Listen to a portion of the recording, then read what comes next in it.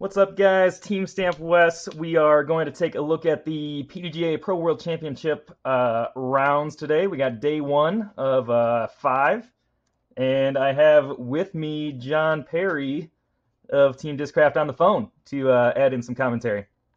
What's up, everybody? So we are going to start out with a name that I was not familiar with until today, but leading the charge for Team Discraft, we have Andrew Fish, who shot a bogey-free 54 that has him tied for third, and he is just 2 strokes back of the lead. 100% scramble rate, only missed 1 circle 1 putt, and this is really the incredible part. He hit 5 out of his 6 circle 2 putts, and some of them look like more than just outside the edge. He's got 2 49-footers on the U-disc, which is a little bit of an estimate, but yeah, he was definitely on fire today for putting, and since I don't know much about him, I'm going to let John chime in and add a little bit about Mr. Fish. Andrew is from Maryland, and I've only played with him once. We battled it out on a tourney in one of his home courses. Nice. He obviously took me down. He is bogey free pretty much describes Andrew's game. Like he's just all around solid. He doesn't do anything flashy. Makes his putts, stays in the fairway for the most part, and when he doesn't, he makes a good shot and recovers well. He's just an all around great player. Well, that. He definitely has the game suited well for these 2 courses for sure. Yeah, and everything you said looks like his round today. He shot 9 under, bogey free. He's got 9 pars, 9 birdies. Had 7 scrambles in there to save some pars and even save a birdie on hole 18, it looks like. And from there, just lights out with the putter. So good luck to Mr. Fish. Look forward to seeing more from him. We'll move on. Next, we got Tyler Grady, who is a Maine native. I imagine he's played this course a couple of times. And another good sign of a good round. He had 100% scramble rate as well. Again, 94% circle 1 putting. He had 1 2-putt from inside the circle, and he was able to capitalize on 1 of his circle 2 putts. Tyler is a really impressive putter. I'm surprised maybe he didn't get 1 or 2 more of those circle 2 putts, but those are tough, not ones that you necessarily bank on every time. So he's got a really good round, sitting at 6 down, tied for 22nd. Next up, we got good old MJ, and I'm a little surprised by MJ's round. He shot 4 down. He's got 2, 4, 6, 8 bogeys in there, but he also had 8 birdies, excuse me, and then he also had the 4 bogeys. I feel like this was a good course for MJ. We saw him and Nate battle it out last year. Good open, hit the fairways kind of course, and we see he's got 4 OB penalties in there, which is a little surprising for me. What do you think about that, John? Yeah, if you know MJ, you know that this is definitely the least favorite of his 2 courses. Tomorrow is when MJ will most likely shine. He really loves the woods. Tomorrow's course is pretty much all woods. As well as like the scrambling thing you were just saying, scrambling obviously is important everywhere, but today's course is just, a lot of wide open, artificial ropes, water, things like that. Just a couple wooded holes really, but tomorrow the scrambles will be really crazy because of all the trees and stuff like that. So you really want to pay attention tomorrow to the scramble percentages for sure. Awesome. Well, we will look for MJ to kind of hit a little better course from himself tomorrow then when he gets back in the woods. Next up, we got Ben Calloway, who had a pretty good round here. Shot a nice 4 down. He's got 3 bogeys in there. Looking at Ben's round, we see 4 2-putts from circle 1 on the first 6 holes here, which is really uncharacteristic for Ben. I'm sure he's going to be mad at himself for those ones. We see 79% from circle 1. He was able to capitalize on 2 of his circle 2 putts and had a 85-foot putt throw in here on hole 9 for a birdie. which is a long hole at 435, so that's a really good birdie.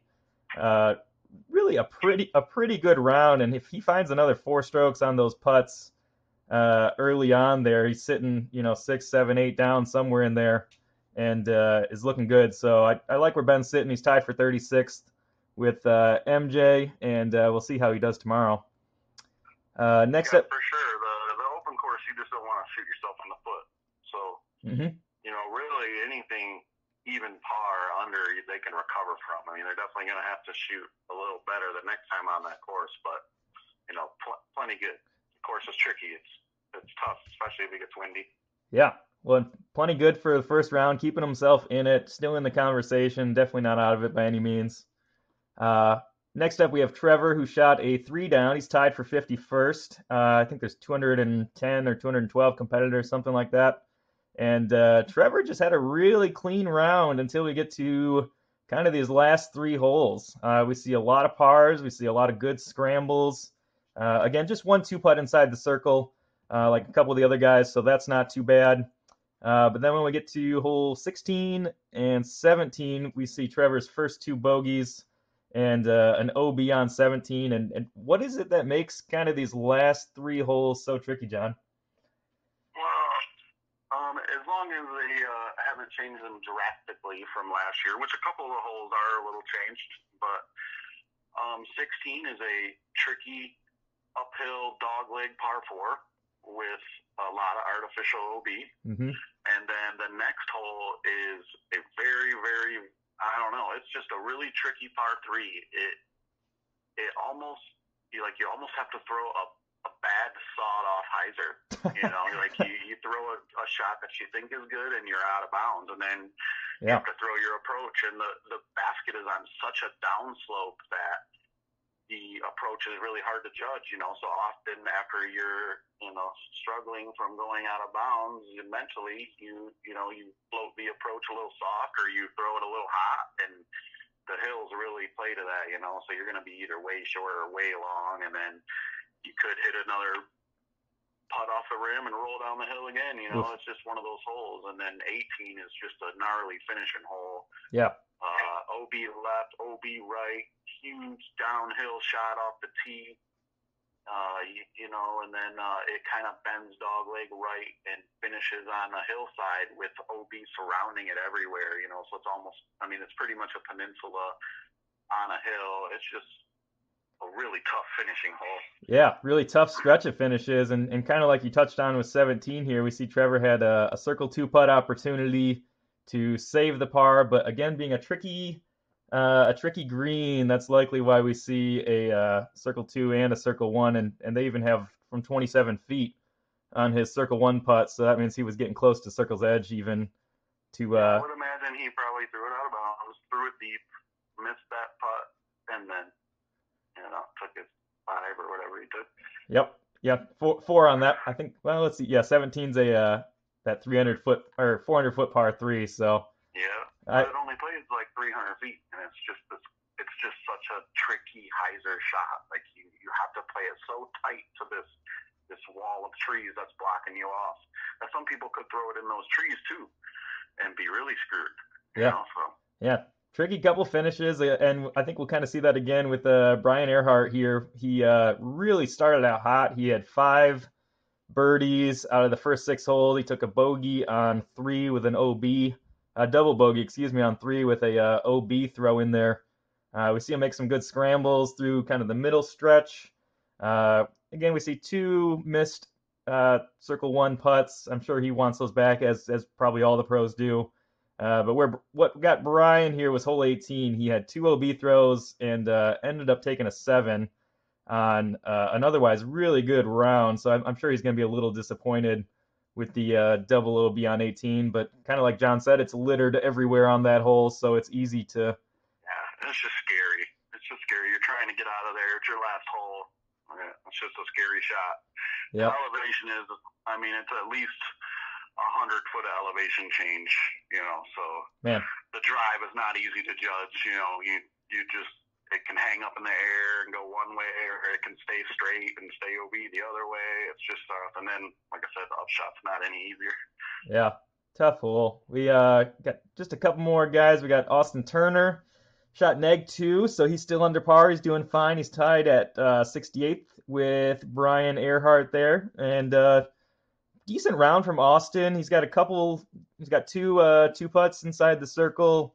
Hit 68% of the fairway, 60% scramble. So he was scrambling quite a bit here. We see 2, 4, 6, 8, 10 holes out of his 18 where they got him down for a scramble. And what really bit Austin today, he had 6 OB throws, and that'll happen on Fox Run. That'll happen, and that's tough. I mean, you take away those 6 strokes, he's sitting at 8 down and looking at a hell of a round. So I'm sure he'll clean those up next time he's through here. But he's still at 2 under par, still in the upper third of the pack, and still doing just fine. Next up, we got our buddy Tim Barham, fresh off his state championship here in Michigan. And he had an even round. He finds himself right in the middle of the pack, tied at 100th or 99. Looks like there's maybe still 1 or 2 people out there shuffling around. But the one part I see here for Tim that was pretty uncharacteristic, we see a 56% scramble rate. And again, you kind of talked about the OBs. He's got 2 OBs in there that he was not able to scramble from. But 56% for the scrambler was a little low today, and I'm sure he's going to be disappointed with maybe some of his opportunities he might have had to try and save some pars in there. Yeah. Look for Tim to bounce back tomorrow. He's definitely a little bit like MJ. He likes the woods a little better than the wide open. Yeah, as a Kensington fella, he likes the woods, so I look for him to move up a little bit tomorrow as well and get up in that upper third and try and keep rolling from there. Last up, who just finished his round, we see a +2 from Ryan Kenny, maybe a little lesser known guy. I believe he's from South Carolina. Yeah, he's definitely from the Carolinas in there. One of those two. I'm not quite sure, but I've met Ryan a few times. Yeah, Ryan, one thing I can say about Ryan is he is built like a truck. He is a big power lefty.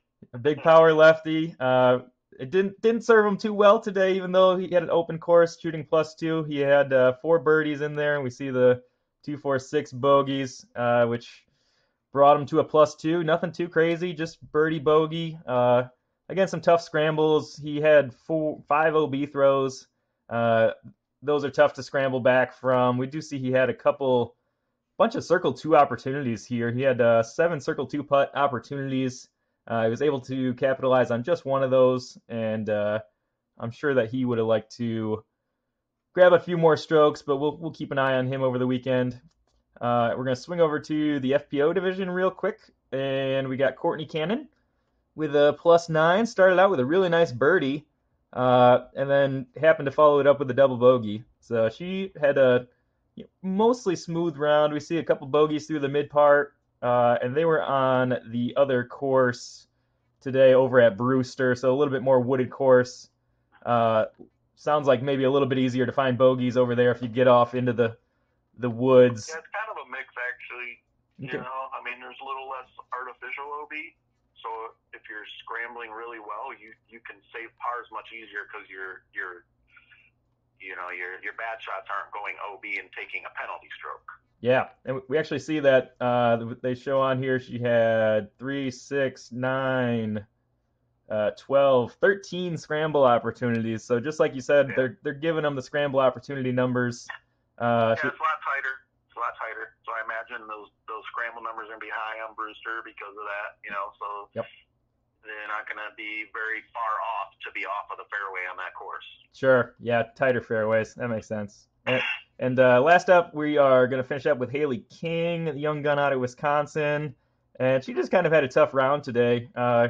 Bunch of bogeys here. Took a 7 on the par 3 with 2 OB throws, hole 16.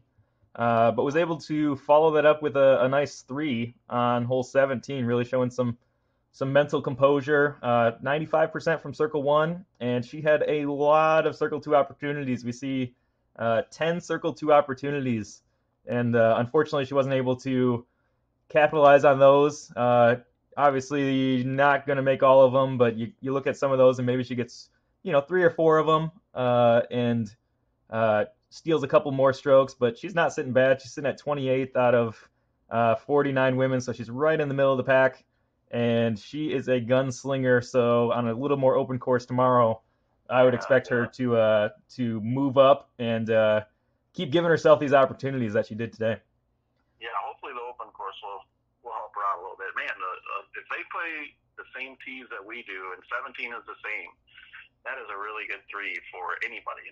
You know, man, woman, 10-year-old, doesn't matter. That's just a really good 3. Yeah, 530-foot par 4 it looks like. So yeah, it's a really severe dog leg, and there's stuff everywhere. You know, and there's like a creek OB left, and it's tough. Yeah, we don't see a lot of threes. Definitely more bogeys than birdies on that hole today. So that I bet. So I bet you they play the same tees.